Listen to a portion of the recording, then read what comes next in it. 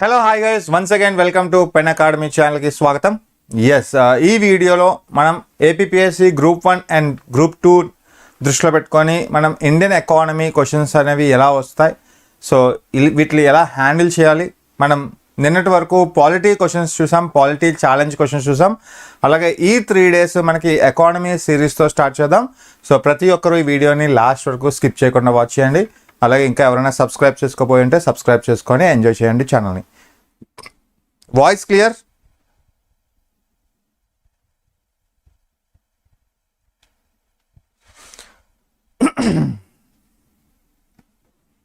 Yes, voice వస్తుందా అండి? I clear? Voice clear? So దానికన్నా ముందు మీకు గ్రూప్ 1 గ్రూప్ 2 ప్రిలిమ్స్ని దృష్టిలో పెట్టుకొని మనం ఫ్రీ గ్రాండ్ మాక్ టెస్ట్ని స్టార్ట్ చేస్తున్నాం. ఈ Sunday 11 AM pen Academy app ద్వారా మీరు ఈ ఫ్రీ మాక్ టెస్ట్ అయితే రాసుకోవచ్చు. సో దీన్ని మీరు రాయాలి అంటే ఫస్ట్ సబ్స్క్రైబ్ చేసుకోండి, ముఖ్యంగా ఇన్స్టాల్ చేసుకోండి మన యొక్క pen Academy app. So total 150 questions ఉంటాయి. ఈ 150 క్వశ్చన్స్ కూడా మీరు ఒక్కసారి మీరు రియల్ టైమ్ ఎక్స్పీరియన్స్ అయితే చేయొచ్చు. సో ప్రతిదీ కూడా real time experience as well as real exam స్ట్రాటజీతో, ముఖ్యంగా ఇన్స్టాంట్ స్కోర్ అండ్ అనాలిసిస్ కూడా మీరు చూడొచ్చు ఈ యొక్క టెస్ట్ల ద్వారా. ఓకే, సో తప్పనిసరిగా ప్రతి ఒక్కరు కూడా రాయండి. Okay, so first question on the screen, economy questions అనేవి ఎలా వస్తాయో చూద్దాం. Audio video clear? Okay, yes. Good evening Sunitha గారు, నేతాజీ గారు, very good evening. Indian economy, the sectors are classified into public and private on the basis of what? ఆర్థిక వ్యవస్థలో రంగాలు public మరియు ప్రైవేట్గా వర్గీకరించబడతాయి కదా, దేని మీద ఆధారంగా వర్గీకరించబడతాయి? ఎస్, నమస్తే అండి వైష్ణవిదేవి గారు, నమస్తే. Lakshman, good evening. Yes, Satyajit, good evening అండి. 3. ఎస్, సో మనం సెక్టార్స్ ఆఫ్ ఇండియన్ ఎకానమీ చెప్పుకుంటామండి. Sectors of Indian economy, so based on activity, okay, based on ownership, so ఇలా మనం డిస్క్రైబ్ చేస్తాం. ఈ బేస్డ్ ఆన్ ఓనర్షిప్లో మనకి 2 types. ఒకటి మనకి one of the public and private. So అంతే కదా, మనకి పబ్లిక్ రంగాలు ఉంటాయి, ప్రైవేట్ రంగాలు ఉంటాయి. ఈ పబ్లిక్ అండ్ ప్రైవేట్ రంగాలు దేని మీద ఆధారపడి ఉంటాయి అంటే based on ownership of assets, సంస్థల యొక్క యాజమాన్యం. ఫర్ ఎగ్జాంపుల్ పబ్లిక్ సెక్టార్లో so government of India holding majority 51% షేర్స్ని హోల్డ్ చేస్తుంది కాబట్టి దాన్ని పబ్లిక్ సెక్టార్ అంటాం. ప్రైవేట్ సెక్టార్ అన్నప్పుడు అంటాం when private holding 51% of share. When private sector holding 51% of share, దాన్ని ప్రైవేట్ సెక్టర్ అంటాం. ఎవరైతే మనకి సో డామినెన్స్ చేస్తారో, ఎవరైతే ఏ సెక్టర్ అయితే డామినెన్స్ చేస్తుందో మనకి షేర్ హోల్డింగ్స్లో, సో అలాంటి వాళ్ళని మనం ఖచ్చితంగా పబ్లిక్ అండ్ ప్రైవేట్ అంటాం. సో ఇది మీకు తెలిసిందే. So clear? Okay, next one చూద్దాం. వెరీ గుడ్ ఆన్సర్, మనకి C is the right answer. So good evening అండి. Masoom, good evening. Nageswararao, good evening. Ravikumar, good evening. Yes, Swarna Dasari, good evening అండి. Okay, next question. ఇది రీసెంట్గా మనకి వన్ ఆఫ్ ది ఎగ్జామ్లో అడిగారు. Stagflation అంటే స్తబ్దత. స్టాగ్ఫ్లేషన్ అంటే ఏంటి? స్తబ్దత.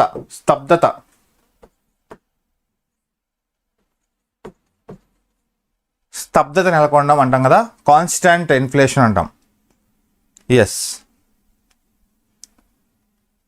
ఎస్, వినోద్ కుమార్, నమస్తే అండి, namaste. Yes, the term stagflation refers to a situation where, for example మనకి ఇన్ఫ్లేషన్ అనేది ఎప్పుడు కూడా ఇన్వర్స్ రిలేషన్షిప్ ఉంటుంది. సో ఈ డెఫినేషన్ ఇచ్చింది మనకి one of the Phillips curve. Inflation at higher inflation low unemployment will arise, అంతే కదా. సో ఫర్ ఎగ్జాంపుల్ మనకి ఇన్ఫ్లేషన్కి అన్ఎంప్లాయ్మెంట్కి ఎప్పుడు కూడా ఇన్వర్స్ రిలేషన్షిప్ ఉంటుంది. At higher inflation low unemployment, at లో inflation high unemployment. So always inverse relationship, దీన్నే Philips curve అంటాం. So జనరల్గా మనకి దేశంలో ద్రవ్యోల్బణం వస్తే అది ఐడియల్ కేసులో తీసుకుంటే ద్రవ్యోల్బణం అనేది దేనివల్ల వస్తుందంటే మనీ ఇంక్రీజ్ వల్ల వస్తుంది. దేశంలో ద్రవ్యోల్బణం వస్తుంది అంటే దాని అర్థం ఏంటి?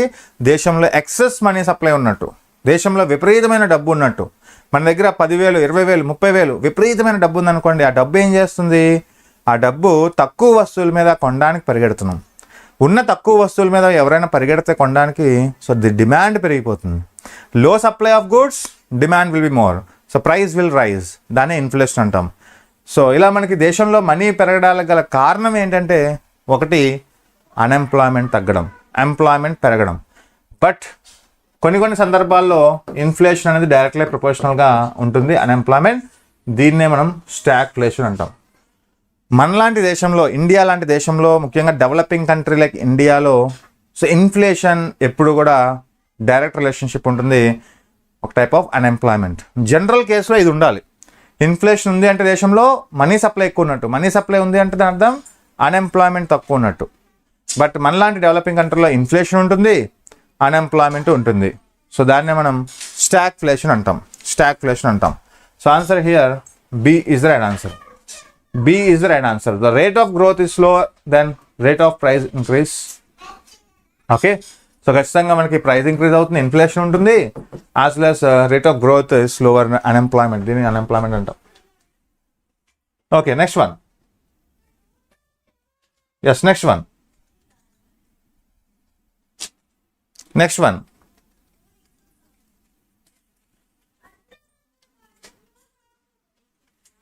Yes, next one. Good evening, Andy Joy. Good evening. One of the objective of industrial licensing policy in India was to ensure భారతదేశంలో పారిశ్రామిక లైసెన్సింగ్ విధానం యొక్క లక్ష్యాలలో ఒకటి ఏంటి? ఇండస్ట్రియల్ లైసెన్సింగ్ పాలసీలో మీకు చెప్పుకుంటాం. యాక్చువల్లీ ఇండస్ట్రియల్ లైసెన్సింగ్ పాలసీ మీకు 1948, 1951, 1981, అలాగే 1970 కూడా ఉంటుంది. యాక్చువల్గా 1991. చూడండి, ఇండస్ట్రియల్ లైసెన్సింగ్ పాలసీ దేనికి సంబంధించింది? గుడ్ ఈవినింగ్ అండి జలజారెడ్డి, వెరీ గుడ్ ఈవినింగ్. డియా? Is it D? ఓకే, చూడండి మనకి క్వశ్చన్ అడిగింది పాజిటివ్, సో ఆన్సర్ కూడా పాజిటివ్ ఎంచుకోవాలి యాక్చువల్లీ. సో ఖచ్చితంగా free flow of foreign capital Indian industry అంటున్నాడు. ఓకే, ఇది పాజిటివ్గా ఉంది, చూద్దాం. Creation of adequate employment opportunities, okay. Use of modern technology, okay. Balanced industrial development across regions కదా, అంటే కాంప్రహెన్సివ్గా మనకి ఒకే ఒక ఆన్సర్ డి. మరి అన్ని ఆప్షన్స్ చూస్తే అర్థమవుతుంది మీకు, అన్ని ఆప్షన్స్ చూస్తే ఈ మూడు కూడా ఇందులోకే వస్తాయి.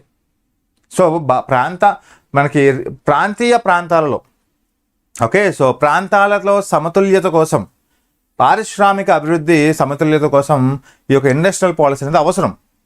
అంటే ఇప్పుడు ఇండస్ట్రియల్ పాలసీ 1991 కానీ ఇండస్ట్రియల్ పాలసీ 2024 to 2029 ఉంది కదా. ఇప్పుడు ఇండస్ట్రియల్ పాలసీ దేనికి తీసుకొస్తారంటే, this policy will bring out transparency, this policy will rule, this will give some guidelines. So ప్రతి ప్రాంతంలో ఉండే వనరులను దృష్టిలో పెట్టుకొని ఆ వనరులను యూజ్ చేసుకుంటూ మనకి డెవలప్ చేయడం. సో దీనివల్ల ఏమవుతుందంటే ప్రతి ప్రాంతాన్ని అభివృద్ధి చేసే వాళ్ళం అవుతాం. సో ఇండస్ట్రియల్ పాలసీస్ అనేది ఏంటి? To make every region in a country equal affordable development. దాన్ని మనం రీజనల్ డెవలప్మెంట్ అంటాం, అంతే కదా. ఓకే, ఎస్, యాక్చువల్లీ 56 అండి, 56, 1948 అండ్ 1956. ఆ తర్వాత 1970 కూడా ఉంటుంది, 70s. ఆ తర్వాత 81, 1991. అవును, ఎస్, నాట్ 51, 56. సో ఇలా మనకి one of the industrial licensing policy యొక్క ఇంపార్టెన్స్ వచ్చేసి మనకి ప్రతి ప్రాంతాన్ని అభివృద్ధి చేయడానికి సో ఇంట్రడ్యూస్ చేసిన పాలసీస్. ఇలా మనకి డిఫరెంట్ టైప్స్ ఆఫ్ పాలసీస్ మనం చదువుకుంటాం సెకండరీ సెక్టార్ చదివినప్పుడు. Okay, next one, D is the right answer. చూడండి, కాంప్రహెన్సివ్ ఎంచుకోవాలి. ఓకే, కాంప్రహెన్సివ్ ఆన్సర్ ఎంచుకోవాలి.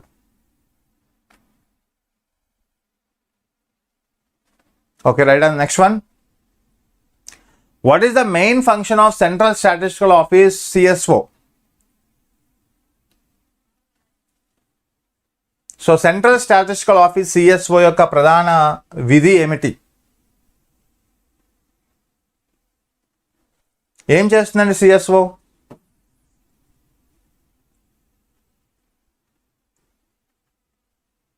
చూడండి, collection of estimates of national income, determination of money supply, collection of detail data regarding employment, price determination. అంతే కదా, answer A, no doubt. So answer A is right answer. Very good try. Okay, so good try అండి, but పర్వాలేదు, but మీరు తప్పు చేస్తున్నారు కదా ఇప్పుడు, so వాటిని సరిదిద్దుకోండి. సో జాతీయ ఆదాయాన్ని అంచనాల సేకరణ చేసేది మనకి ఈ యొక్క సెంట్రల్ స్టాటిస్టిక్స్ ఆఫీస్, మనకి ఒక టైప్ ఆఫ్ జాతీయ గణాంకాల ఆర్గనైజేషన్ అంటాం, గణాంకాల ఆఫీస్. అయితే సో సిఎస్ఓ అనేది మనకి ministry of statistics and programme implementation కింద వస్తుంది. ఓకే, సో సిఎస్ఓ అనేది హెడ్ ఆఫీస్ ఎక్కడ? సిఎస్ఓ హెడ్ ఆఫీస్ మనకి న్యూఢిల్లీ. దీని యొక్క ఎస్టాబ్లిష్మెంట్ 1951. ఓకే, అలాగే రీజనల్ ఆఫీస్ ఎక్కడ అని అడుగుతాడు, ఇది హెడ్ క్వార్టర్స్. అలాగే రీజనల్ ఆఫీస్ ఎక్కడ? కోల్కత్తా. రీజనల్ ఆఫీస్ ఎక్కడ? కోల్కత్తా. సో ఇలా మేజర్గా మనకి సిఎస్ఓ యొక్క ఇంపార్టెన్స్ ఏంటంటే మన దేశంలో జాతీయ ఆదాయాన్ని లెక్కించే ఆఫీస్ ఇది. సో యాన్యువల్గా మన జాతీయ ఆదాయాన్ని లెక్కించే ఆఫీస్. సో జాతీయ ఆదాయం అంటే ఏంటో తెలుసు కదండి, the national income. National income అంటే the total money earned within a country. The total money earned within a country is known as national income. So దాంట్లో జీడిపి, జిఎన్పి, ఎన్ఎన్పి, ఎన్డిపి ఇవన్నీ నేర్చుకుంటాం. Okay, very good. Next one. So answer A. Pradhanmantri Jandhan Yojana మనకి ఒక national scheme, central schemes ఎక్కువ focus చేస్తారండి. So Pradhanmantri Jandhan Yojana has been launched for what? Pradhanmantri Jandhan Yojana దీని కోసం ప్రారంభించబడింది. దేనికోసం ప్రారంభించబడింది?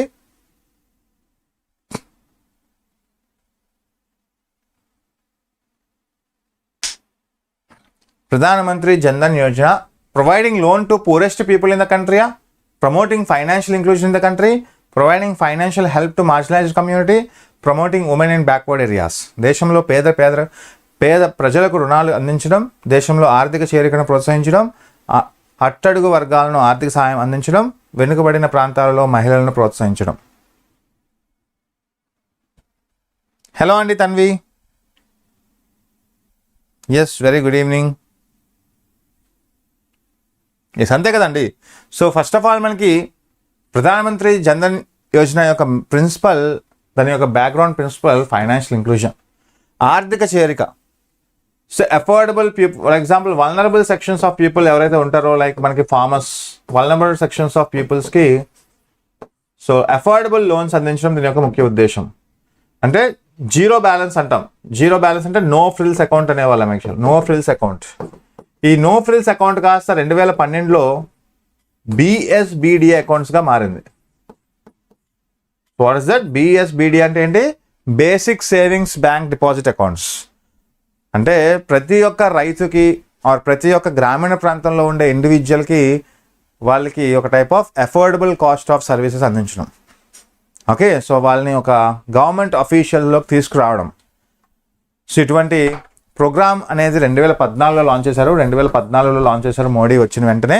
So it created some financial inclusion అండి. ప్రతి ఒక్కరికి కూడా, సో గ్రామీణ ప్రాంతంలో ఉండే ప్రతి ఒక్కరికి కూడా జీరో బ్యాలెన్స్ అకౌంట్స్ ఓపెన్ చేయించడం దీని యొక్క ముఖ్య ఉద్దేశం. దానివల్ల అందరూ కూడా మనకి మ్యాక్సిమం రూరల్ ఏరియాస్లో ఉండే వాళ్ళందరికీ కూడా సో బ్యాంక్ అకౌంట్స్ యాక్సెస్ అవ్వడం ఇవన్నీ కూడా జరిగాయి. దానివల్ల మనకి డైరెక్ట్ బెనిఫిట్ ట్రాన్స్ఫర్, డీబీటీ పద్ధతి ద్వారా సో రైతులకి నేరుగా ఖాతాలో డబ్బులు పడే మనకి గవర్నమెంట్ అనేది అందచేయగలుగుతుంది ఇప్పుడు. Okay, yes, very good.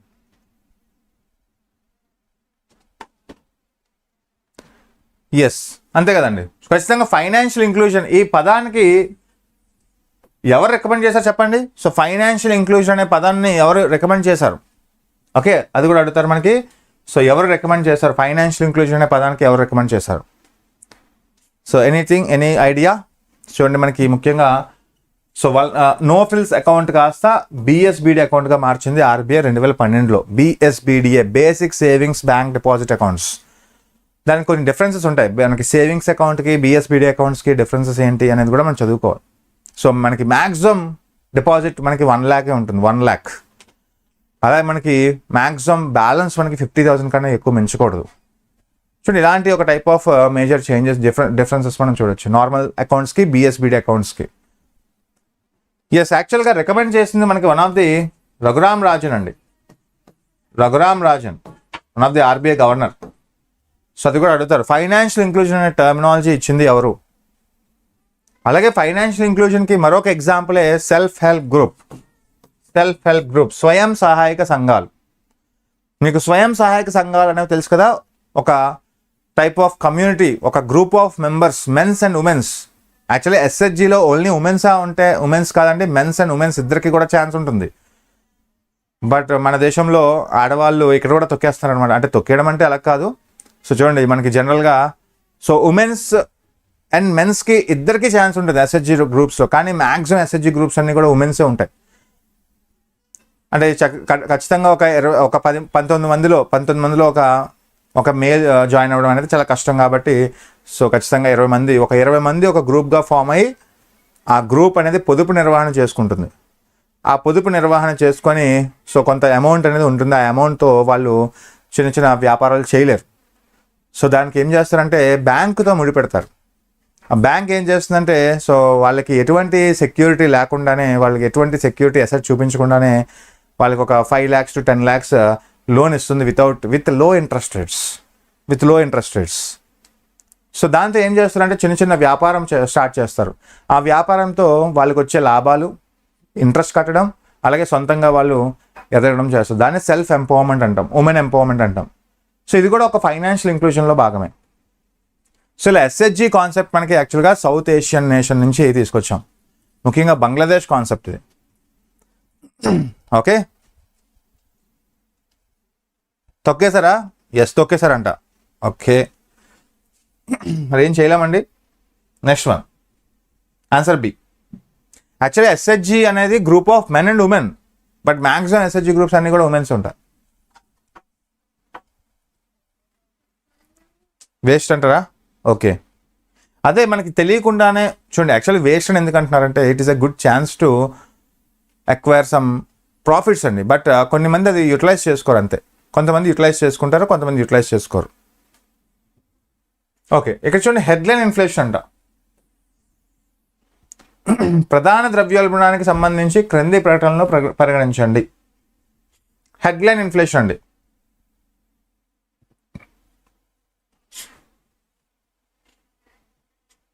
It provides an accurate picture of inflation in the country. Although it is affected by short-term transitory effects on price of products. Which of the following are correct? Two only. Okay.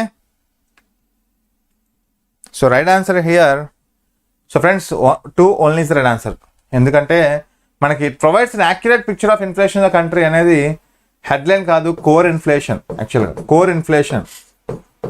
So మనకి there are 2 types of inflation అండి, core inflation, headline inflation. Headline inflation అనేది మొత్తం unstable గూడ్స్ని consider చేస్తుంది. Okay, headline inflation అనేది చూడండి, for example ఈ pen cost అనేది for example what is the base year? ఇప్పుడు మనకి 22-23 అండి, తెలుసు కదా, 22-23. ఫర్ ఎగ్జాంపుల్ ఒక పెన్ కాస్ట్ 10 రూపాయలు ఉండే పెన్ 2022-23లో సేమ్ పెన్ మనకి 26-27లో 11 రూపీస్ అయింది అనుకోండి. సో 1% ఇన్ఫ్లేషన్ అంటాం ఫర్ ఎగ్జాంపుల్. ఓకే, ఒక పెన్ ఇలాగా మనకి ఎన్ని ప్రొడక్ట్స్ ఉంటాయి, బాస్కెట్ ఆఫ్ ఐటమ్స్ ఉంటాయి కదా. మనకి 22-23లో ఒక పెన్ కాస్ట్ని కంపేర్ చేసినప్పుడు ఈ సంవత్సరం మనకి ఆ పెన్ పెరిగితే ఇన్ఫ్లేషన్ అంటాం, పెన్ యొక్క ప్రైస్ తగ్గితే డిఫ్లేషన్ అంటాం. ఇలా మనకి బాస్కెట్ ఆఫ్ ఐటమ్స్ ఉంటాయి కదా. బాస్కెట్ ఆఫ్ ఐటమ్స్ ఎన్ని? మనకి యాక్చువల్గా 697 ఐటమ్స్ అండి. ఇప్పుడు మనకి అది రివైజ్ చేశారు కదా. How many? ఇప్పుడు బాస్కెట్ ఆఫ్ ఐటమ్స్ మనకి ఎన్నంటే 697 కాదు, 957 ఐటమ్స్ అండి. సో ఇది చాలా important update. So WPI contains basket of items 957 items ఉంటాయి. ఇప్పుడు ఈ 957లో మనకి మ్యానుఫ్యాక్చరింగ్ ఉంటాయి, మనకి ప్రైమరీ ఆర్టికల్స్ ఉంటాయి, యాజ్ వెల్ యాజ్ మనకి one of the fuel and oil. Primary articles అంటే ఫుడ్ ఆర్టికల్స్. అలాగే మనకి ఫ్యూయల్ అండ్ ఆయిల్ అంటే ఎనర్జీ ఆర్టికల్స్ అంటాం. ఎప్పుడైనా గమనించండి, ఈ ఫుడ్ ఆర్టికల్స్ అండ్ ఆయిల్స్ ఇవన్నీ కూడా మనకి అన్స్టేబుల్గా ఉంటాయి, ఎప్పుడు కూడా స్థిరంగా ఉండవు, అన్స్టేబుల్గా ఉంటాయి. బట్ మ్యానుఫ్యాక్చరింగ్ గూడ్స్ అనేవి స్టేబుల్గా ఉంటాయి. ఓకే, అయితే ఇక్కడ మనం ఓన్లీ మ్యానుఫ్యాక్చరింగ్ గూడ్స్ని కన్సిడర్ చేస్తే దాన్ని కోర్ ఇన్ఫ్లేషన్ అంటాం. ఈ మొత్తం 657 ఐటమ్స్ని కన్సిడర్ చేస్తే దాన్ని హెడ్లైన్ ఇన్ఫ్లేషన్ అంటాం. సో ఇప్పుడు చెప్పండి, హెడ్లైన్ ఇన్ఫ్లేషన్లో స్టేబుల్ అండ్ అన్స్టేబుల్ రెండు ఉండడం వల్ల, స్థిరమైన అస్థిరమైన వస్తువులు ఉండడం వల్ల మనకి రెగ్యులర్గా మనకి డిస్టర్బెన్స్ అవుతుంది ఇన్ఫ్లేషన్లో. సో అందుకనే కోర్ ఇన్ఫ్లేషన్ మనకు ప్రధానంగా తీసుకుంటాం. యాక్చువల్గా కోర్ ఇన్ఫ్లేషన్ అనేది యాక్చువల్ ప్రైస్ ఇంక్రీజ్ అవుతుందా లేదా అనేది క్యాలిక్యులేట్ చేయొచ్చు, ట్రేస్ చేయొచ్చు. సో ఖచ్చితంగా ఇది ఇంపార్టెంట్. So answer wrong. అలా effect by short term transitory effect on price of products ఖచ్చితంగా మనకి right answer. So sorry 2 is the right answer అండి. 2 ఈజ్ ద రైట్ ఆన్సర్. చూడండి, హెడ్లైన్ ఇన్ఫ్లేషన్ అనేది మేజర్గా వెరీ అన్స్టేబుల్, బికాజ్ ఇవి మనకి stable and unstable గూడ్స్ని రెండింటిని కన్సిడర్ చేస్తుంది. కాబట్టి కోర్ ఇన్ఫ్లేషన్ మాత్రం ఓన్లీ స్టేబుల్ గూడ్స్నే కన్సిడర్ చేస్తుంది, లైక్ మ్యానుఫ్యాక్చరింగ్ గూడ్స్ని కన్సిడర్ చేస్తుంది. అందుకనే అవి కోర్ ఇన్ఫ్లేషన్ ఇది స్టేబుల్, హెడ్లైన్ ఇన్ఫ్లేషన్ ఇది అన్స్టేబుల్. చూడండి, ఇవన్నీ కూడా మీకు కాన్సెప్ట్స్ తెలియాలి. ఇన్ఫ్లేషన్లో చెప్పుకుంటాం యాక్చువల్గా ఈ కాన్సెప్ట్స్ అన్నీ కూడా. Next one, a high statutory liquidity ratio, అధిక చట్టబద్ధమైన లిక్విడిటీ రేషియో SLR ఏం చేస్తుందండి? Increase the strength of banks, increase the supply of cash, provides funds to states, restrict lending. Yes right.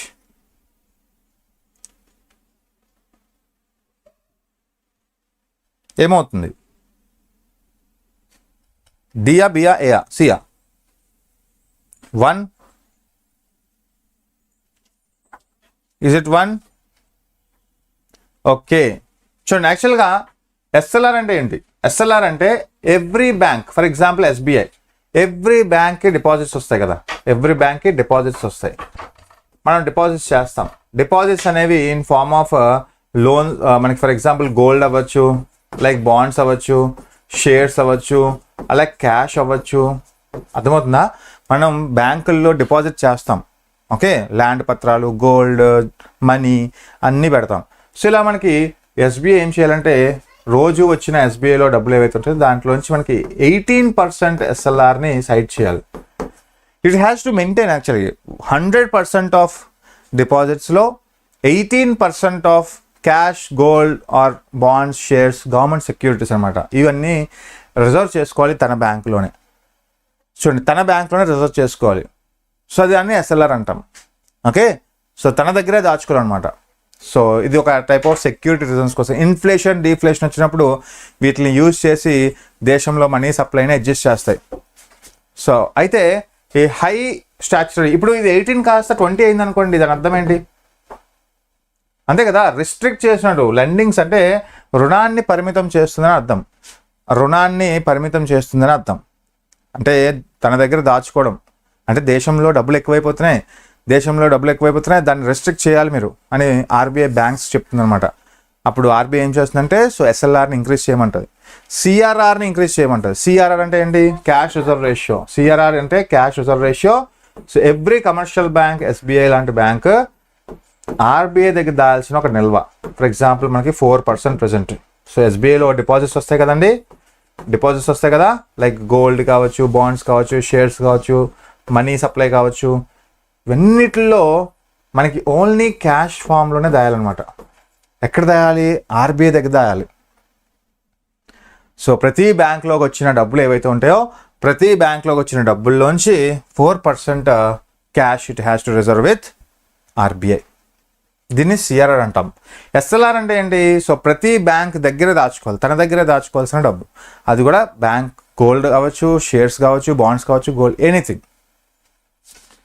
So ఖచ్చితంగా మనకి ఇది CRR కానీ SLR కానీ పెంచాము అంటే దాని అర్థం ఇన్ఫ్లేషన్ టైంలో చేస్తాం. దేశంలో ఇన్ఫ్లేషన్ వచ్చినప్పుడు, దేశంలో ద్రవ్యోల్బణం వచ్చినప్పుడు, సో RBI చేసే ఒక టూల్ CRR, SLRని పెంచుతుంది. ఆ టైంలో మనకి లెండింగ్స్ రిస్ట్రిక్ట్ చేస్తుంది. ఓకే, రుణాన్ని ఇవ్వడం ఆపుతుంది. దేశంలో డబ్బులు ఎక్కువ ఉన్నాయి, నువ్వు ఇంకా డబ్బులు పెంచకు అని చెప్పి బ్యాంకులకి చెప్తుంది అనమాట. ఇది అంతా కూడా మోనిటరీ పాలసీ, ద్రవ్య విధాన కమిటీ, ద్రవ్య విధాన చర్యలలో చెప్తాం. ఓకే, సో చాలా ఇంట్రెస్టింగ్ అండి ఇవన్నీ. Yes, next one, answer D. చూడండి, ఇవన్నీ కూడా కాన్సెప్చువల్ బేస్డ్. మీకు ఖచ్చితంగా కాన్సెప్ట్స్ అనేవి రావాలి. ఓకే, ఇక్కడ కాన్సెప్ట్స్ రావాలి. Very good. Yes. Next one, which one of the following is not a quantitative credit control measure of a central bank? క్రింది వాటిలో ఏది సెంట్రల్ బ్యాంక్ యొక్క పరిమాణాత్మక క్రెడిట్ నియంత్రణ కొలత కాదు? పరిమాణాత్మకంగా అంటే మనకి ఆర్బీఐ మోనిటరీ పాలసీలో చెప్పుకుంటాం, మోనిటరీ పాలసీ ద్రవ్య విధాన చర్య. ఈ మోనిటరీ పాలసీలో 2 టూల్స్ చెప్పుకుంటాం. ఒకటి క్వాంటిటేటివ్, ఇంకొకటి క్వాలిటేటివ్. సో ఈ క్వాంటిటేటివ్లో మనకి bank policy rates, bank reserve ratios, bank open market operations వాడతాం. ఈ బ్యాంక్ పాలసీ రేట్స్లో repo rate, reverse repo rate. Bank reserve రేషియోస్లో సిఆర్ఆర్, ఎస్ఎల్ఆర్. ఓపెన్ మార్కెట్ ఆపరేషన్స్లో సెల్ అండ్ బై. అయితే ఇక్కడ క్వాంటిటేటివ్, క్వాలిటేటివ్. సో క్వాంటిటేటివ్ అయినవి ఏంటంటే మనకి ఈ మూడు కదా, బట్ మనకి ఇది కాదు, మోరల్ షోషన్ కాదు. సో ఇక్కడ ఏమడుగుతున్నాడంటే వాడు మనకి one of the not a quantitative అంటున్నాడు. సో ఇవి క్వాలిటేటివ్. ఈ మోరల్ షోషన్ అనేది క్వాలిటేటివ్ టూల్. క్వాలిటేటివ్ అంటే directly RBI deals with banks. Okay. So guys, I hope మీకు అంతా అర్థమవుతుంది అనుకుంటున్నాను, ఎందుకంటే మీకు ఇవన్నీ చాప్టర్స్ తెలుసు కాబట్టి మీకు అర్థమవుతున్నాయి. ఎవరికైతే ఇవి కొత్తగా ఉన్నాయో, ఎవరికైతే ఇవి ఆన్సర్ చేయలేకపోతున్నారో వాళ్ళు అర్థం చేసుకోవాల్సింది ఏంటంటే మీరు ఇంకా చాలా చాలా వెనుకబడి ఉన్నారని అర్థం. ఓకే. సో బేసిక్ కాన్సెప్ట్స్ ఇవన్నీ కూడా ముఖ్యంగా ఆర్బీఐ మోనిటరీ పాలసీలో చెప్పుకుంటాం. సో అందుకనే ఫస్ట్ ఎవరైనా సబ్జెక్ట్ అవ్వకపోతే మాత్రం సబ్జెక్ట్ని ఫినిష్ చేయండి ఫస్ట్. ముఖ్యంగా ఎకానమీ లాంటి సబ్జెక్ట్లో కాన్సెప్ట్ అవ్వకుండా మనం ఆన్సర్స్ చేయలేం. ఓకే. కాన్సెప్ట్స్ని నేర్చుకోండి. సో ఖచ్చితంగా విల్ హెల్ప్ యూ. సో ఖచ్చితంగా చూడండి, quantitative control to regulate the volume of credit control, but quantitative methods ఏంటంటే మ్యానిపులేషన్ ఆఫ్ బ్యాంక్ రేట్ ఒకటి, ఓపెన్ మార్కెట్ ఆపరేషన్స్ ఒకటి, cash reserve ratio, repo rate, reverse repo rate, SLR. Okay. So ఈ moral suasion అనేది direct control, direct action తీసుకోవాలి. Qualitative అనేది direct action అండి, used by RBI. Yes. Okay. Moral suasion కానీ so ఇవన్నీ కూడా. Okay. So ఇది యాక్చువల్గా మనకి దీంట్లోకి రాదు. ఓకే. 6th దాంట్లోకి రాదు. Next one, which are the following could assist economic growth in developing countries? క్రింది వాటిలో ఏది అభివృద్ధి చెందుతున్న దేశాలలో ఆర్థిక వృద్ధిని తోడ్పడగలదు? క్రింది వాటిలో ఏది అభివృద్ధి చెందుతున్న దేశాలలో ఆర్థిక వృద్ధికి తోడ్పడగలదు? ఎస్ చేయండి, ట్రై చేయండి. Which are the following could assist economic growth in developing countries అండి. సో ఇలా మనకి ఒక బేసిక్ క్వశ్చన్స్ అనేవి మనం అర్థం చేసుకోవాలి. ఫస్ట్ ఎకనామికల్ టర్మ్స్ అనేది చాలా ఇంపార్టెంట్. ఓకే. ట్రైట్ 1 బియా సియా. ఓకే.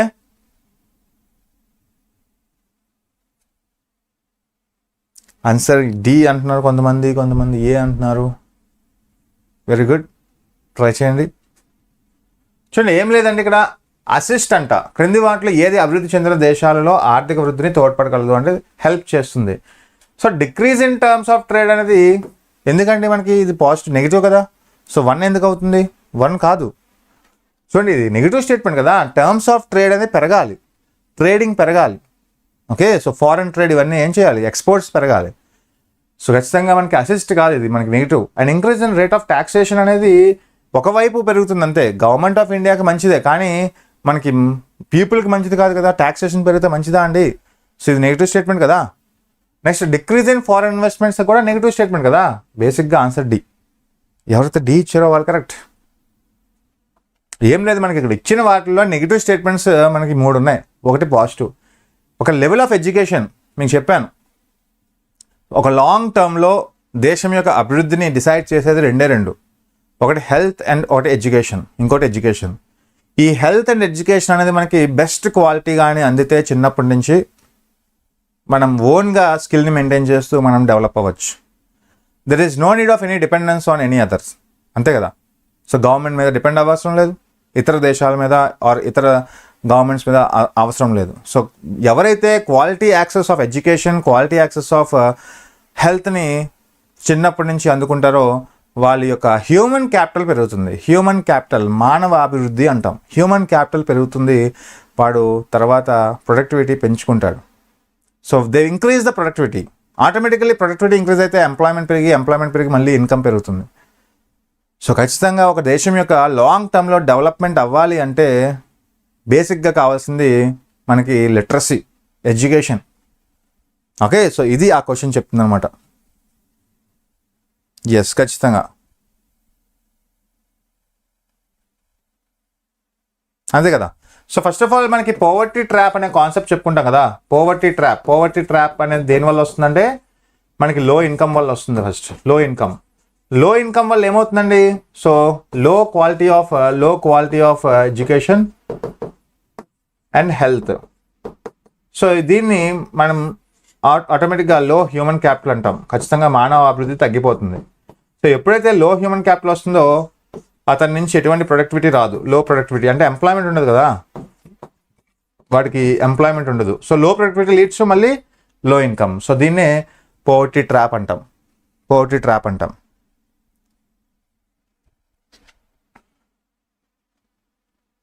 ఎస్, ఖచ్చితంగా ఎడ్యుకేషన్ అనేది one of the key factor for developing a country. So ఒక దేశం యొక్క డెవలప్ అవ్వాలంటే ఎడ్యుకేషన్ ఒక టైప్ ఆఫ్ బేసిక్ మంత్ర అండి. అలాగే లో ఇన్కమ్ మళ్ళీ లో సేవింగ్స్కి దారితీస్తుంది. లో సేవింగ్స్ మనకి లో ఇన్వెస్ట్మెంట్కి దారితీస్తుంది. లో ఇన్వెస్ట్మెంట్స్ మళ్ళీ లో ప్రొడక్టివిటీకి దారితీస్తుంది. సో చూడండి, ఇవన్నీ కూడా ఒక ఇంటర్లింకింగ్. సో లో ఇన్కమ్ అనేది major origin of poverty trap. ఎవరైనా పేదరికంలో ఉన్నాడు అంటే, పోవర్టీ ట్రాప్లో ఉన్నాడంటే వాడికి సో 365 days క్రానిక్ పూర్గా ఉంటారు. ఓకే, ఎప్పుడు పేదరికంలో ఉంటారు. దానికి కారణం ఏంటి? లో ఇన్కమ్. సో అటువంటి లో ఇన్కమ్ నుంచి బయటికి తేవాల్సిన అవసరం ఎవరికి ఉంది? గవర్నమెంట్స్కి ఉంటుంది. అసలు గవర్నమెంట్ ఎందుకు ఉంది? గవర్నమెంట్ అనేది ప్రతి ఒక్క ఇండివిజువల్ యొక్క స్టాండర్డ్ ఆఫ్ లివింగ్ని పెంచడానికి ఉంది, అంతే కదా. సో బేసిక్గా నిన్నట్లాగే ఈరోజు ఉంటే పరిస్థితి నిన్నట్లాగే ఈరోజు ఉండకూడదు కదా. ఒక ఇండివిజువల్ యొక్క స్టాండర్డ్ ఆఫ్ లివింగ్ పెరుగుతూ ఉండాలి, కానీ నిన్నట్లాగే ఈరోజు ఉంటే దాంట్లో అర్థమేముంది? సో ఒక 10 సంవత్సరాల ముందు ఇప్పుడు ఒకలాగే ఉంటే దాని అర్థమేముంది? సో అక్కడే మీరు ఫెయిల్ అవుతున్నట్టు. So increase the human capital should increase day by day. Okay, so governments ఆ వైపుగా తీసుకువెళ్ళాలి. అందులో భాగంగా మనకి స్కిల్ ఇండియా అని, ఓకే, రోజ్గార్ యోజన అని ఇవన్నీ కూడా ప్రోగ్రామ్స్ కండక్ట్ చేస్తూ ఉంటుంది దానికోసం. Next one, D is the right answer. When was the Minimum Wages Act enacted in India? Direct question. Hope for the future, ante. Yes. But ikkada Chadivi is a country where other countries have a lot of money, so I will tell you that. Yes, very good.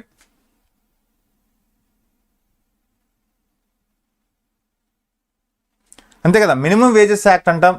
So మనకి minimum wages act according to minimum wages act 1948 అని మనం చాలాసార్లు చదువుకుంటాం. So కనీస పనికి కనీస వేతనం అనే ఒక నిబంధన తీసుకొచ్చిన చట్టం మనకి minimum wages act 1948. Very good. Okay, next, Swarna Jayanti Shahari Rozgar Yojana mainly aims at creating employment opportunity for. చూడండి, స్వర్ణ జయంతి షహరీ రోజ్గార్ యోజన SJSRY అంటాం. ప్రధానంగా ఉపాధి అవకాశాలను సృష్టించడం లక్ష్యంగా పెట్టుకుంటుంది. సో క్రింది ఆప్షన్స్లో మనకి ఏది రైట్ ఆన్సర్?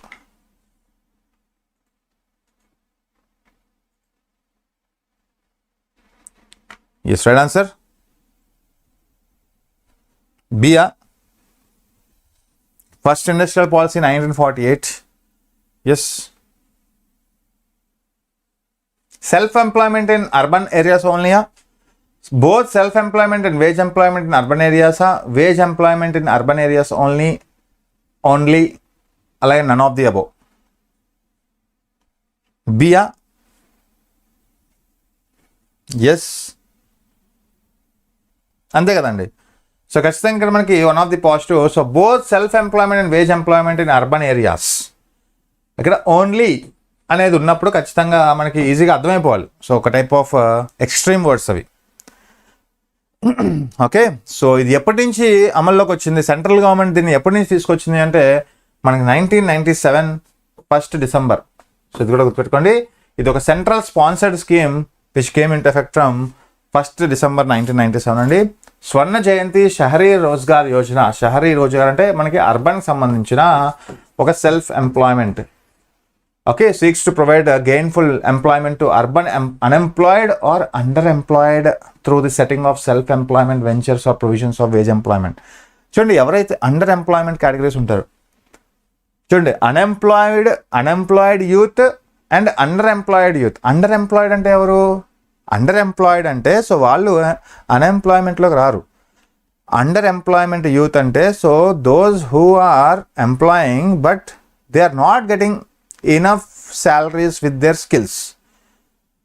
అంటే సో వాడి యొక్క స్కిల్స్కి తగ్గట్టుగా శాలరీ రాకపోతే వాడిని అండర్ ఎంప్లాయ్మెంట్ అంటాం. అంతే, ఫర్ ఎగ్జాంపుల్ ఎంటెక్ చేసి వాచ్మెన్ జాబ్ చేయడం, బీటెక్ చేసి జొమాటో ర్యాపిడో చేయడం. చూడండి, having more skills then required is a under employed. Okay, so అలాగే మనకి సో పెద్ద పెద్ద పిహెచ్డీలు చేసి క్లర్క్ జాబులు చేస్తూ ఉంటారు. సో ఓకే, సో అది మనకి one of the under employed. ఇటువంటి అన్ఎంప్లాయిడ్ యూత్కి ఒక టైప్ ఆఫ్ రోజ్గార్ ఆపర్చునిటీస్ ఇవ్వడమే దీని యొక్క బాధ్యత. సో ప్రోగ్రామ్ యొక్క ముఖ్య లక్ష్యం స్వర్ణ జయంతి షహరీ రోజ్గార్ యోజన 1997 December 1st దీన్ని అమల్లోకి తీసుకొచ్చారు. Next, high rates of inflation in లో ఇన్ఫ్లేషన్ రీజియన్. తక్కువ ద్రవ్యోల్బణం ప్రాంతంలో అధిక వడ్డీ రేట్లు. ఎస్, ఏం చేస్తుందండి? ట్రై చేయండి. చూడండి, గ్రూప్ 2, గ్రూప్ 1 దృష్టిలో పెట్టుకొని మనకి ఇటువంటి క్వశ్చన్స్ అనేవి వచ్చే అవకాశం చాలా ఎక్కువగా ఉంటుంది. ఈ ఒక్కరోజే కాకుండా మనం రెగ్యులర్గా ప్రాక్టీస్ చేసుకుంటున్నాం. సో మీ అందరి యొక్క సపోర్ట్తో ఖచ్చితంగా మనం ఒక మంచి రివిజన్ని ప్లాన్ చేస్తున్నాం. ఓకే, బ్యాచ్ మనం స్టార్ట్ చేయబోతున్నాం. సో దాని యొక్క డీటెయిల్స్ మీకు రేపు చెప్తాను. యాక్చువల్గా ఈరోజే చెప్పాలి, బట్ పోస్ట్పోన్ అవుతుంది. సో రేపు మనం డిక్లేర్ చేస్తాం బ్యాచ్ యొక్క డీటెయిల్స్. సో ఖచ్చితంగా I hope you are all interested in that batch. Okay, చూద్దాం. చూడండి, తక్కువ ద్రవ్యోల్బణం ప్రాంతంలో అధిక వడ్డీ రేట్లు దేని సంకేతం ఇది? చూడండి, first of all high rates of interest in లో ఇన్ఫ్లేషన్ రీజన్. లో ఇన్ఫ్లేషన్ రీజన్ అనేది first of all stages of inflation మనం చూసుకుంటే, స్టేజెస్ ఆఫ్ ఇన్ఫ్లేషన్లో మనకి ఫస్ట్ స్టేజ్ ఆఫ్ ఇన్ఫ్లేషన్ మనకి క్రీపింగ్ ఇన్ఫ్లేషన్. సెకండ్ స్టేజ్ వచ్చేసి ట్రాటింగ్ ఇన్ఫ్లేషన్. థర్డ్ స్టేజ్ వచ్చేసి గెలాపింగ్ inflation. అలాగే ఫోర్త్ స్టేజ్ వచ్చేసి మనకి హైపర్ ఇన్ఫ్లేషన్. సో ఇలా మనకి క్రీపింగ్ ఇన్ఫ్లేషన్ అనేది 0 to 3% రేట్స్ మనకి పెరిగితే, ప్రైజెస్ అనేది పెరిగినప్పుడు మనం ఈ యొక్క క్రీపింగ్ ఇన్ఫ్లేషన్ అంటాం. ట్రాటింగ్ అనేది 3 to 6% ప్రైస్ హైక్స్ అయినప్పుడు, గెలాపింగ్ వచ్చేసరికి 6 to 10% అయినప్పుడు, అలాగే హైపర్ ఇన్ఫ్లేషన్ వచ్చేసరికి గ్రేటర్ దాన్ 10% హైక్స్ అయినప్పుడు. ఇలా స్టార్టింగ్ స్టేజ్ ఆఫ్ ఇన్ఫ్లేషన్ మనకి యూఎస్ఏ లాంటి డెవలప్డ్ కంట్రీస్ ఉంటాయి, మీరు అర్థం చేసుకోండి. So starting stage of inflation creeping అంటే ఏంటి? పాక్రే ద్రవ్యోల్బణం. ఇటువంటి ద్రవ్యోల్బణం మనకి అరుదుగా డెవలప్డ్ కంట్రీస్ లైక్ యూఎస్ఏ ఉంటుంది. ఫర్ ఎగ్జాంపుల్ ఒక ఐఫోన్ తీసుకుంటే లేటెస్ట్ మోడల్ అయిన ఐఫోన్ మనకి ₹1,00,000 దొరుకుతుంది యూఎస్ఏ లాంటి డెవలప్డ్ కంట్రీస్లో. అదే మన ఇండియాలో తీసుకుంటే 1,50,000 1,40,000 ఉంటుంది. ఎందుకు సార్ ఆ డిఫరెన్స్ అంటే, సో అక్కడ demand and supply always matches. Developed కంట్రీస్లో డిమాండ్ సప్లై మ్యాచ్ అయి ఉంటాయి. ఎప్పుడైతే డిమాండ్ పెరుగుతుందో సప్లై చేయగలిగే సామర్థ్యం ఉంటుంది ఆ దేశాలకి. అక్కడ అంత ఇన్ఫ్రాస్ట్రక్చర్ ఉంటుంది, అక్కడ అంత స్కిల్డ్ పర్సన్స్ ఉంటారు, అక్కడ అంత టెక్నాలజీ ఉంటుంది. సో డిమాండ్ వెంటనే పెరిగినప్పుడు సప్లై కూడా పెరిగిపోతుంది అక్కడ ఈజీగా. అందుకే ప్రైస్ ఎప్పుడు కాన్స్టెంట్గా ఉంటుంది. బట్ అదే మన దేశంలో డిమాండ్ పెరిగింది అనుకోండి, వెంటనే సప్లై చేసే సామర్థ్యం లేకపోవడం వల్ల సప్లై తక్కువ, డిమాండ్ ఎక్కువ. అప్పుడు ఏమవుద్ది? Opposite each other. So price effect అవుతుంది. సో ఎప్పుడైనా డిమాండ్ అండ్ సప్లై అనేది బ్యాలెన్స్ అవ్వాలి. ఎప్పుడైనా డిమాండ్ అండ్ సప్లై బ్యాలెన్స్ అవ్వకపోతే ఏమవుద్ది? ఇటువంటి ప్రైజెస్ అనేది ఎఫెక్ట్ అవుతాయి. సో అందుకే అలాంటి లో ఇన్ఫ్లేషన్ రీజియన్స్ కానీ హయ్యర్ రేట్స్ ఇస్తే ఖచ్చితంగా దేనికోసం? Attract people to make investments. D is the right answer. ఎవరైతే డి ఇచ్చారో వాళ్ళు కరెక్ట్. చూడండి, మన దేశం డెవలపింగ్ కంట్రీ, మీరు ఒప్పుకుంటారు కదా, డెవలపింగ్ కంట్రీ. అటువంటి డెవలపింగ్ కంట్రీలో పెట్టుబడులు రావాలి అంటే మన దేశం ఏం చేస్తుంది? హయ్యర్ ఇంట్రెస్ట్ రేట్స్ ఇస్తుంది. ఓకే, మనది సెకండ్ స్టేజ్ ఆఫ్ ఇన్ఫ్లేషన్. అంటే మోడరేట్ ఇన్ఫ్లేషన్ లాంటి దేశాల్లోనే ఇంత పెట్టుబడులు వస్తే, డెవలప్డ్ లాంటి దేశాలు, యుఎస్ఏ లాంటి దేశాలు అసలు అవసరమే లేదు హయ్యర్ ఇంట్రెస్ట్ రేట్స్ ఇవ్వడంలో. కానీ అలాంటి దేశాలు కూడా హయ్యర్ రేట్స్ ఇస్తున్నాయి అంటే దాని అర్థం ఏంటి? పీపుల్ని అట్రాక్ట్ చేయడం కోసం. సో చాలా ఇంపార్టెంట్. అండ్ దాన్నే క్యాపిటల్ ఫ్లైట్ అంటాం. మన దేశంలోకి రావాల్సిన పెట్టుబడులు ఇతర దేశాలకు వెళ్ళిపోతాయి ఆటోమేటిక్గా. సో సింపుల్ ఆలోచించండి, లో ఇన్ఫ్లేషన్ రీజియన్స్ కానీ ఎక్కువ ఇంట్రెస్ట్ రేట్ ఇస్తే ఎవరైనా అక్కడికే పెట్టుబడులు పెడతారు. ఫర్ ఎగ్జాంపుల్ యుఎస్ఏ వాడి దేశంలో వదిలి మన దేశంలో ఎందుకు షేర్స్ అండ్ బాండ్స్ కొనాలి? అంతే కదా. ఫర్ ఎగ్జాంపుల్ సౌత్ కొరియా వాడు ఉన్నాడు. సౌత్ కొరియా వాడు ఇక్కడ కియా మోటార్స్ పెట్టడానికి గల కారణం ఏంటంటే చీప్ లేబర్ ఇస్తాం, మనం చీప్ రేట్ ఆఫ్ ఇంట్రెస్ట్ ఇస్తాం. సో మనకి ఫ్లెక్సిబిలిటీ ఉంటుంది వాళ్ళు ఇక్కడ కన్స్ట్రక్ట్ చేసుకోవడానికి. సో అలాంటి ఎన్విరాన్మెంట్ని క్రియేట్ చేస్తాం. అలాంటిది యుఎస్ఏ లాంటి దేశం చేస్తే ఖచ్చితంగా మంచి డెవలప్డ్ కంట్రీలో మంచి బెనిఫిట్స్ వస్తే ఖచ్చితంగా మన దేశంలో కాకుండా ఇతర దేశాలకు వెళ్ళిపోతారు, అట్రాక్ట్ చేస్తారు ఖచ్చితంగా. Okay, so answer D is right answer. Okay, so ఇలా మనకి ఇన్ఫ్లేషన్ టాపిక్లు ఇవన్నీ కూడా చెప్తామండి. Next Kisan credit card scheme. Simple, Kisan credit card scheme అనేది one of the loan. Okay, so ఫార్మర్స్కి ఇచ్చే affordable loans, one stop solution. Okay, option C చెప్తానండి. ఎస్, కియా అనంతపురం. ఎస్, చూడండి ఇక్కడ కిసాన్ క్రెడిట్ కార్డ్ స్కీమ్ ఎప్పుడు ఇంట్రడ్యూస్ చేశారు? What is the importance of this? Kisan credit card అనేది మనకి one of the type of loan scheme. Okay, long term short term loans ఇచ్చే ఒక type of పథకం. ఫార్మర్స్కి అఫోర్డబుల్ లోన్స్ ఇస్తుంది. Yes, 1998 is it 1998? C, yes, very good. అయితే recommendation చేసింది ఎవరు? అండర్ రికమెండేషన్, ఎవరి రికమెండేషన్ ద్వారా వచ్చింది అంటే చెప్పండి. Under recommendation of home. అయితే Kisan credit card scheme introduce చేసింది మనకి one of the bank introduced by NABARD అండి. నాబార్డ్ తెలుసు కదా, national bank for agriculture and rural development. NABARD ఏంటంటే ఫైనాన్షియల్ ఇంటర్మీడియటరీ అనమాట. కమర్షియల్ బ్యాంక్స్కి ఫార్మర్స్కి మధ్యలో ఉండే బ్యాంక్ ఇవి. అల్టిమేట్గా ఫార్మర్స్ని డెవలప్ చేయడానికి ఒక నాబార్డ్స్ని తీసుకొచ్చింది ఆర్బీఐ. అలాగే ఎంఎస్ఎంఈ సెక్టార్ని అభివృద్ధి చేయడం కోసం సిడ్బీ బ్యాంక్ని తీసుకొచ్చింది. ఇలా మనకి ఒక డెవలప్మెంటల్ బ్యాంక్స్ ఇవి. అయితే ఎవరి యొక్క రికమెండేషన్ అంటే వెరీ గుడ్, ఆర్వి గుప్తా. ఎవరి యొక్క రికమెండేషన్? ఆర్వి గుప్తా. అంటే ఈ యొక్క కేసీసీ అనేది 1998లో తీసుకొచ్చారు with recommendation of R V Gupta. మెయిన్గా మనకి to give some affordable cost of loans to affordable people of India. దేశంలో ఈ యొక్క వల్నరబుల్ సెక్షన్స్ ఆఫ్ పీపుల్ ఎవరైతే ఉంటారో, లైక్ ఫార్మర్స్ ఉంటారో, స్మాల్ అండ్ మార్జినల్ ఫార్మర్స్ ఉంటారో, అలాంటి వాళ్ళకి అఫోర్డబుల్ కాస్ట్ ఆఫ్ లోన్స్ అనేది ఇవ్వడం దీని యొక్క ముఖ్య ఉద్దేశం. Yes, SHG 1982, very good, SHG 1982. Yes, అలాగే కేసీసీ ఎక్స్టెండెడ్ టు మనకి మత్స్యకారులకు కూడా ఎక్స్టెండ్ చేశారండి రీసెంట్గా. ఫిషరీస్ డిపార్ట్మెంట్కి కూడా, ఫిషరీ ఫార్మర్స్ కూడా మనకి ఇస్తున్నారు కేసీసీ ద్వారా లోన్స్. ఓకే, సో అది కూడా మనకి ఇంపార్టెంట్.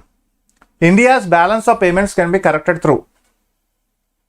భారతదేశం యొక్క చెల్లింపులు బ్యాలెన్స్ ద్వారా సరిదిద్దవచ్చు. ఎస్, ట్రై చేయండి. మీకు ఫారెన్ ట్రేడ్ అనే చాప్టర్ చెప్పుకుంటాం. ఫారెన్ ట్రేడ్,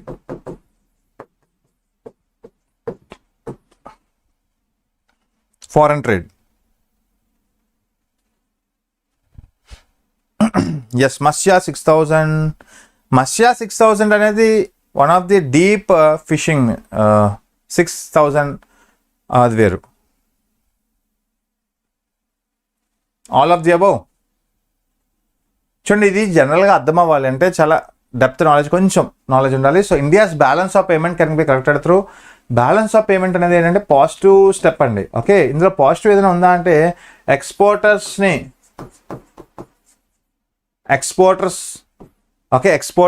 మనకి బెనిఫిట్ అవ్వాలి, ఇంపోర్టర్స్ మనకి ఇంపోర్టర్స్ అనేవి మనకి డిస్కరేజ్ చేయాలి.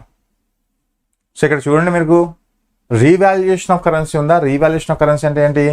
$1 equal to for example 95 rupees ఉందనుకోండి ఇప్పుడు. సో $1 ఈక్వల్ టు మనకి 90 రూపీస్ అవ్వడం, $1 ఈక్వల్ టు 85 రూపీస్ అవ్వడం, $1 ఈక్వల్ టు 50 రూపీస్ అవ్వడం. ఇప్పుడు సో ఈ యొక్క టైప్ ఆఫ్ సిచ్యువేషన్స్లో మనం ఎంత ఇంపోర్ట్ చేసుకుంటే అంత మంచిది కదా. సో ఇంపోర్టర్స్ అంటే ఇండియా ఎంత ఇంపోర్ట్ చేసుకుంటే అంత మంచిది. రీవాల్యుయేషన్ ఆఫ్ కరెన్సీ అనేది ఇంపోర్టర్స్కి మంచిది.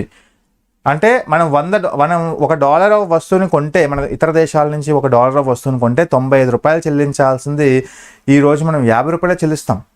అది మంచిదే. రీవాల్యుయేషన్ ఆఫ్ కరెన్సీ కొన్ని దేశాలు చేస్తాయి. ఫర్ ఎగ్జాంపుల్ మనం చైనాతో వస్తువులు కొనాలనుకోండి, మనం చైనా నుంచి టాయ్స్ని కొనాలనుకోండి, మనం ఏం చేస్తాం? ఒక $100 ఆఫ్ టాయ్స్ని మనం కొన్నప్పుడు 100 × 95 పే చేసే బదులు 100 × 50 రూపాయలే పే చేస్తాం. అది ఆ దేశానికి నష్టం, కానీ మన దేశానికి కాదు కదా. సో రీవాల్యుయేషన్ ఆఫ్ కరెన్సీ చాలా డేంజర్, అంటే mall practice. Revaluation of currency governments చేస్తాయి కొన్నిసార్లు. మనం కూడా చేసాం 1991లో. మనకి బ్యాలెన్స్ ఆఫ్ పేమెంట్స్ కరెక్ట్ చేయడానికి 1991లో 3 సార్లు చేసాం. అంటే మన యొక్క వాల్యూని పెంచేసుకోవడం. $1 95 రూపాయలు ఉన్నది $1ని 50 రూపాయలుగా చూపించడం, $1ని 40 రూపాయలు 30 రూపాయలుగా చూపించడం. సో అలా చేయడం వల్ల ఏమవుతుందంటే ఇంపోర్ట్ బిల్స్ తగ్గిపోతాయి. కానీ ఏ దేశాలు కూడా మన దేశానికి అమ్మవు అప్పుడు ఆ టైంలో. ఓకే, ఖచ్చితంగా రీవాల్యుయేషన్ ఆఫ్ కరెన్సీ అనేది మనకి కరెక్ట్. సో ఇంపోర్ట్ ప్రమోషన్ అనేది మనకి బ్యాలెన్స్ ఆఫ్ పేమెంట్ పెంచేస్తుంది కదా. మనకి బ్యాలెన్స్ ఆఫ్ పేమెంట్ని పెంచేస్తుంది, అంటే మనం అప్పులు అయిపోతాం ఇంకా. అలాగే ఎక్స్పోర్ట్ సబ్స్టిట్యూషన్ కూడా కాదు ఖచ్చితంగా. సో ఖచ్చితంగా ఎక్స్పోర్ట్ సబ్స్టిట్యూషన్ అంటే ఏంటి? సబ్స్టిట్యూట్ చేయడం ఎక్స్పోర్ట్ని. ఓకే, ఎక్స్పోర్ట్ సబ్స్టిట్యూట్ అంటే సో దాని బదులు ఇంకొకటి వెళ్ళడం అంతే. But it is not right situation. But answer ఇక్కడ B is the right answer. So చూడండి, మనకి ఇంపోర్ట్ ప్రమోషన్ చేస్తే ఏమవుద్ది? ఎక్కువ మనం ఇంపోర్ట్ చేసుకోవాల్సి వస్తుంది. అప్పుడు మనకి బ్యాలెన్స్ ఆఫ్ పేమెంట్ అది నెగిటివ్ అవుతుంది, కానీ పాజిటివ్ అవుతుంది కదా. ఎస్, ఇలాంటి చిన్న టైప్ ఆఫ్ క్వశ్చన్స్ మనకు వస్తాయండి. వాటిపై దృష్టి పెట్టండి కొంచెం. Okay, next one. Which are the following set belongs to central tax? 15th question actually ఇది. 15th question. Which are the following sets belongs to central tax?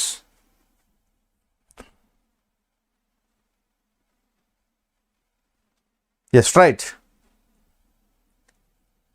So excise duty, customs duty, income tax, excise duty, sales tax, customs duty, or income tax, customs duty, and house tax or customs duty, entertainment tax or income tax. So public finance లో చెప్పుకుంటామండి. So public finance లో receipts లో చెప్పుకుంటాం. ఇది receipts లో మనకి revenue receipts and capital receipts చెప్పుకుంటాం. ఈ revenue receipts లో మనకి 2 టైప్స్. మళ్ళీ రెవెన్యూలో మనకి type of tax and non tax చెప్పుకుంటాం కదా. ఈ ట్యాక్స్ లో మళ్ళీ 2 types, direct tax, indirect tax. So అయితే మనకి ఎక్సైజ్ డ్యూటీ, కస్టమ్ డ్యూటీ ఇవన్నీ కూడా మనకి వన్ ఆఫ్ ది ఏమవుద్ది? Indirect tax. సో ఇండైరెక్ట్ ట్యాక్స్లకి ఏమొస్తుంది? ఇండైరెక్ట్ ట్యాక్స్లకి ఏమొస్తాయి? మనకి excise duty, customs duty. Direct ట్యాక్స్లో ఇన్కమ్ ట్యాక్స్. సో మనకి ఇవన్నీ కూడా customs one of the. Yes, answer A. So చాలా ఇంపార్టెంట్. పబ్లిక్ ఫైనాన్స్లో మేజర్గా రిసీప్ట్స్లో రెవెన్యూలో వస్తుంది, ట్యాక్స్లో వస్తుంది. ట్యాక్స్లో డైరెక్ట్ ఇండైరెక్ట్ ట్యాక్స్ వస్తుంది. డైరెక్ట్ ట్యాక్స్ మనకి ప్రోగ్రెసివ్ ట్యాక్స్ అంటాం. సో డైరెక్ట్ ట్యాక్స్ని మనం income tax and corporate tax అంటాం. ఓకే, ప్రోగ్రెసివ్ ఎవరైతే వారి జీవితాలు ప్రోగ్రెస్ అవుతాయో 12 lakhs యాన్యువల్గా సంపాదించే వాళ్ళకి, అబౌవ్ 12 lakhs యాన్యువల్గా సంపాదించే వాళ్ళు కట్టే ట్యాక్స్నే మనం ఇన్కమ్ ట్యాక్స్ అంటాం. ఇండైరెక్ట్ ట్యాక్స్ అనేది so excise duty, customs duty. Excise duty is a duty levied on Indian products only. మనం ఈ పెన్ మన దేశంలో తయారు చేసామనుకోండి, కట్టే డ్యూటీ ఎక్సైజ్ డ్యూటీ. అదే ఈ పెన్ ఇతర దేశాల నుంచి దిగుమతి చేసుకున్నాం అనుకోండి, దాన్ని మనం కస్టమ్స్ డ్యూటీ అంటాం. Okay, clear? కస్టమ్స్ డ్యూటీ అనేది ఏంటి? Imported tax. ఎక్సైజ్ డ్యూటీ అనేది మనకి ఇండియాలో విధించే ఒక type of tax, production of goods in India only. Okay, so ఇలా మనకి టైప్ ఆఫ్ హౌస్ ట్యాక్స్ ఇవన్నీ కూడా మనకి సంబంధం లేదు. సేల్స్ ట్యాక్స్ అనేది రాష్ట్రానికి వస్తుంది. Entertainment tax, customs duty, income tax కాదు. సో ఖచ్చితంగా సెంట్రల్ ట్యాక్స్లోకి రావు. కస్టమ్స్ అండ్ ఇన్కమ్స్ వస్తుంది కానీ ఎంటర్టైన్మెంట్ ట్యాక్స్ రాదు. Okay, so this is what we are going, మనం ఈరోజు ఎక్స్ప్లెయిన్ చేసుకున్నామండి. So yes, grand mock test మనం కండక్ట్ చేస్తున్నాం ఈ యొక్క సండే. ఓకే 15th మీకు 11 నుంచి మీకు సండే మనకి ఉండబోతుంది మన యాప్లో. మనం ఎలాగైతే సాధన ఏపీ హైకోర్ట్ బ్యాచ్ మనం సక్సెస్ఫుల్గా ఇలా మన టెస్ట్ సిరీస్తో మనం ముందుకు వెళ్ళామో, అలాగే మన ఏపీపీఎస్సీ గ్రూప్ 1 గ్రూప్ 2ని టార్గెట్ చేస్తూ మన పెన్ అకాడమీ నుంచి మీకు 11 AM నుంచి ఈ సండే మీకు గ్రాండ్ మెగా మాక్ టెస్ట్ ఉంటుంది. టోటల్ 150 క్వశ్చన్స్ ఉంటాయి. ఎక్స్పీరియన్స్ చేయండి. ఓకే, యాప్లో వెళ్ళి ఎగ్జామ్ రాయండి.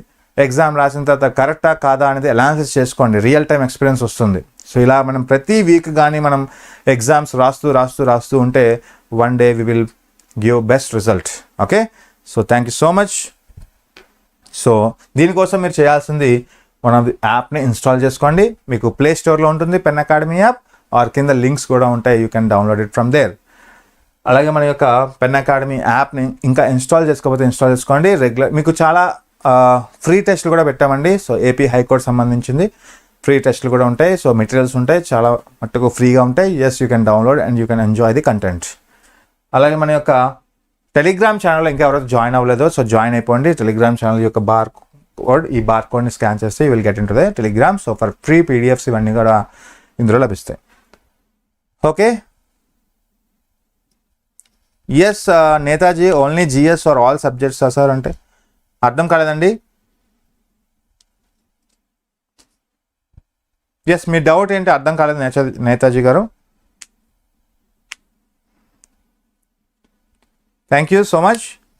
అంటే మనం రేపు ఒక బ్యాచ్ లాంచ్ చేస్తున్నాం. ఏపీపీఎస్సీ గ్రూప్ 1 గ్రూప్ 2 సంబంధించిన కాంప్రహెన్సివ్ బ్యాచ్ స్టార్ట్ చేస్తున్నాం. సో దాంట్లో మీకు జిఎస్ అన్ని సబ్జెక్ట్స్ ఉంటాయి. ఓకే, జిఎస్ అన్ని సబ్జెక్ట్స్ ఉంటాయి. ప్రిలిమ్స్ అండ్ మెయిన్స్ దృష్టిలో పెట్టుకొని మొత్తం Indian history, polity, geography, economy, science and tech, అలాగే ఏపీ హిస్టరీ, అలాగే ఇండియన్ హిస్టరీ, ముఖ్యంగా ఏపీ జోగ్రఫీ, ఇండియన్ జోగ్రఫీ అన్ని సబ్జెక్ట్స్ ఉంటాయి. ఓకే, సో దీన్ని దృష్టిలో పెట్టుకొని ఆ బ్యాచ్ యొక్క డీటెయిల్స్ మీకు రేపు మార్నింగ్ చెప్తానండి. సో ఇది ఇంకా రెడీ అవుతుంది. సో ఎస్, రేపు morning we will be back with YouTube batch. Thank you so much. Okay, ఈ ఛానల్లో present GK, general knowledge and GS ఉంటుంది. అవును. Okay, so thank you so much. Will meet you again tomorrow. So sharp మనకి morning మనం కలుద్దాం. So until then have a nice day, bye. So అలాగే so ఇంకా ఎవరైనా సబ్స్క్రైబ్ చేసుకోకపోతే channel subscribe చేసుకోండి. అలాగే లైక్ చేయండి. వాళ్ళు ఇంకా ఎవరైనా ఉంటే లైక్ చేయండి. సో ఎంజాయ్ చేయండి. Thank you guys and have a nice day.